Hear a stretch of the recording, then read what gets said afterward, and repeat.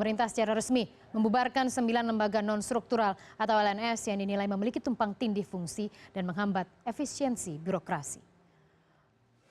Pembubaran 9 lembaga non-struktural ini diputuskan dalam rapat terbatas yang dipimpin langsung oleh Presiden Joko Widodo di kantor Presiden Selasa sore. Tidak semua dari 9 lembaga non-struktural itu dibubarkan secara fisik. Ada beberapa lembaga yang dinilai masih diperlukan keberadaannya. Lembaga tersebut diintegrasikan ke dalam kementerian terkait dalam rangka efisiensi anggaran. Tercatat ada 127 lembaga non-struktural pernah dibentuk pemerintah. Setelah dievaluasi, kini tersisa 115 LNS.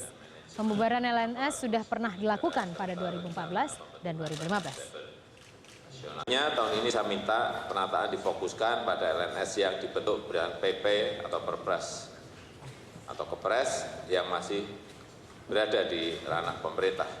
Jika LNS yang sudah jelas tumpang tindih dengan kementerian, saya minta dibubarkan dan tugas fungsinya diintegrasikan kembali ke kementerian yang berkesesuaian.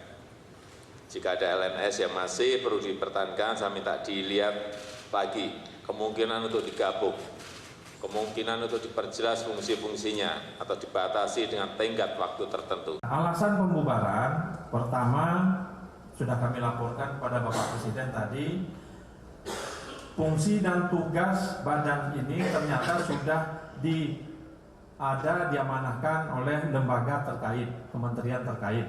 Untuk itu, seperti nomor 1 tadi Badan Benih Nasional, kita kembalikan kembali kepada lembaga pemerintah yang di bidang pertanian, yaitu Menteri Pertanian.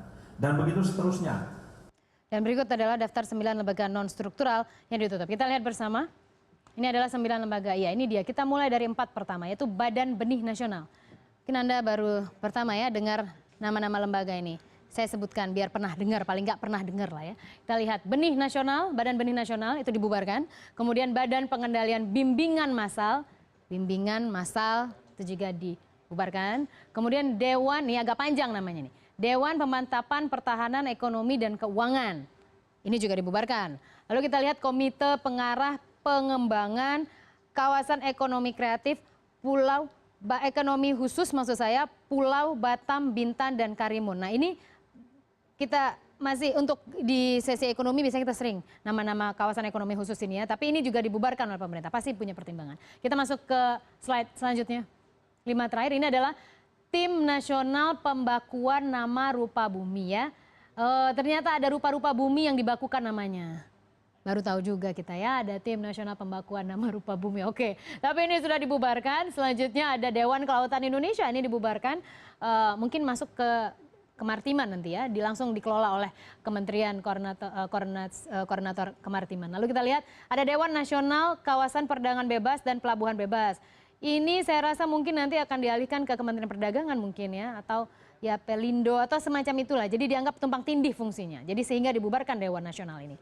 Lalu kita lihat ada Badan Koordinasi Penataan Ruang Nasional. Dan kita lihat ini Kementerian Tata Ruang tampaknya ini nanti langsung dikerjakan saja lah ya oleh kementerian. Ngapain lagi ada badan-badan koordinasi.